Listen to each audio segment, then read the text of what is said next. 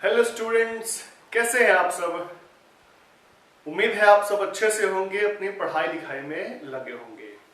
आज के क्लास में हम लोग जंबल सेंटेंसेस, जिसको लोग कॉमनली PQRS वाला सवाल भी कह देते हैं, इन्हीं प्रश्नों पर हम लोग आज विचार विमर्श करने वाले हैं। इन प्रश्नों को परीक्षा में कैसे टैकल किया जाता है, इसके बारे में जो भी विस्तृत जानकारी है वो मैं आपको आज देने वाला हूं। ध्यान रखें, जंबल सेंटेंसेस एक दिन में आप नहीं सीख सकते हैं। यू नीड प्रैक्टिस, आपको प्रैक्टिस करना पड़ेगा। तो आज के क्लास की शुरुआत करते हैं। आपके सामने ट्रिक्स भी मैं रखूंगा, जिस ट्रिक्स को आप ध्यान से सीखेंगे, समझने की कोशिश करेंगे। देखिए, LDC 2018 में पूछा गया प्रश्न है, कह रहा है, पहला वाक्य है ही ऑफन आस्क्ड। देखिए, जब भी कोई प्रश्न मिलेगा, अगर उस प्रश्न में कोई प्रोनाउन है और नाउन की चर्चा नहीं है, तो वह वाक्य कभी भी पहला वाक्य नहीं हो सकता है। इसके पीछे ग्रामर है। प्रोनाउन वह शब्द होता है जो किसी नाउन के बदले में आता है। तो नाउन के बदले में तब आएगा जब पहले कोई नाउन आ चुका है। तो इस वाक्य में ही से शुरुआत है, वह की चर्चा है, कौन वह, ये पता नहीं चल पाएगा, इसलिए यह पहला वाक्य हो ही नहीं सकता। पहला वाक्य वही होगा जिसमें नाउन होगा, जिसमें नाउन की चर्चा होगी। इसके पहले अगर मान लीजिए कह दिया जाए Ram is a good boy, Ram अगर पहले आ गया, तब उसके बाद ही की चर्चा होगी, तब उससे पता चलेगा कि ही राम को रेफर कर रहा है। तो यह पहला वाक्य होगा नहीं। हमारा मूल लक्ष्य, पहला लक्ष्य है पहले सेंटेंस को ढूंढना। आगे देखिए, emperor Akbar was in the habit. देखिए, यह वाक्य देखने से ऐसा लग रहा है कि किसी का परिचय है, इंट्रोडक्शन है, तो यह शायद पहला वाक्य हो जाए।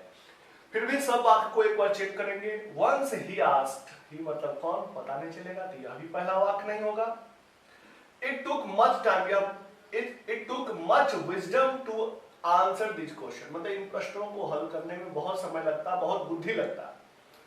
अब देखिए, मेरे हिसाब से बिना वाक्यों को पढ़े हुए अगर हम चाहें तो यह डिसाइड कर सकते हैं कि भाई प्रोनाउन है तो ये पहला वाक्य नहीं होगा, यहां भी प्रोनाउन है तो पहला वाक्य नहीं होगा, यहां भी प्रोनाउन है तो पहला वाक्य नहीं होगा, यानी जब भी पहला वाक्य होगा तो बी होगा। अर्थ भी नहीं लगाया मैंने। तो देखिए, ऑप्शन देखिए कहां बी से शुरुआत है। बी वाला वाक्य दो जगह है, तो यह पहला वाक्य हो गया। आगे देखिए, अब थोड़ा अर्थ लगा लेंगे। Emperor Akbar was in the habit of putting riddles and puzzles. Riddles मतलब पहेली, puzzles मतलब बुद्धि। कह रहा है कि सम्राट अकबर जो थे, उनको हैबिट थी, आदत थी कि वो रख देते थे, पुट मतलब रखना होता है, riddles and puzzles मतलब बुद्धि पहेली, to his courtiers यानी दरबारियों के सामने। अब देखिए क्या होता था।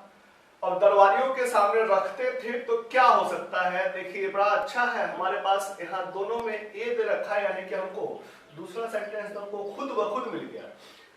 तो ही ऑफन आस्क्ड, वो अक्सर पूछा करते थे क्वेश्चन, प्रश्न, विच वर स्ट्रेंज, जो कि स्ट्रेंज, अनजान टाइप का, जिसके बारे में किसी को पता पहले से नहीं होता, एंड विटी, विटी मतलब, विट मतलब बुद्धि, मतलब बुद्धि से भरा हुआ प्रश्न वो अक्सर पूछा करते थे।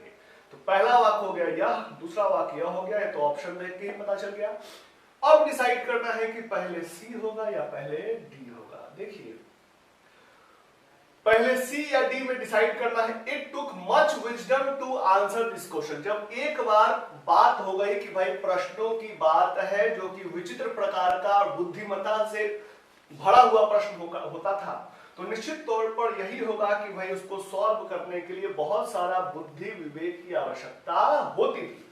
यानी तीसरा सेंटेंस होगा डी मेरे हिसाब से, और अंतिम सेंटेंस होगा once he asked a strange question, एक बार उन्होंने एक विचित्र तरह का सवाल पूछा।